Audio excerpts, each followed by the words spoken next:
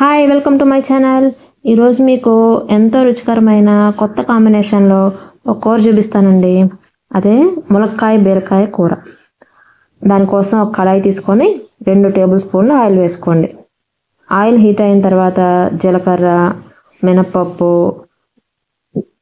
ఆవాలు, నువ్వులు, పచ్చిపప్పు, ఇంకా ఎండుమిరపకాయ కూడా వేసుకొని అవన్నీ ఫ్రై అయిన తర్వాత కట్ చేసుకున్న ఉల్లిపాయ, పచ్చిమిరపకాయ, కొత్తిమీర వేసి వాటిని కూడా ఫ్రై చేసుకోండి. ఇప్పుడు అందులోకి ఏలంత సైజు కట్ చేసుకున్న ములక్కాయ ముక్కలు కూడా వేసుకోండి.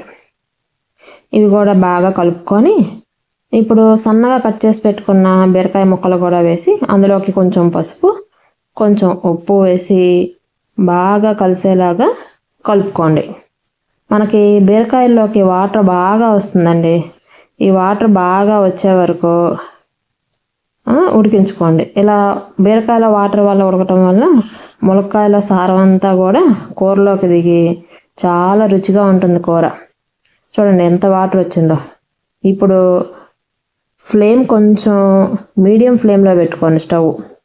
వాటర్ అంతా కూడా ఎగిరిపోయే వరకు బాగా ఉడికించుకొని కొంచెం కారం వేసుకొని బాగా కలుపుకొని మరి కొంచెం సేపు కూరను ఉడికించుకోండి.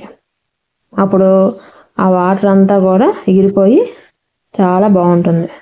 చూడండి కొంచెం కొత్తిమీర వేసుకొని బాగా కలుపుకున్నారంటే బీరకాయ ములక్కాయ కూర రెడీ అండి. Thanks for watching. Like, share,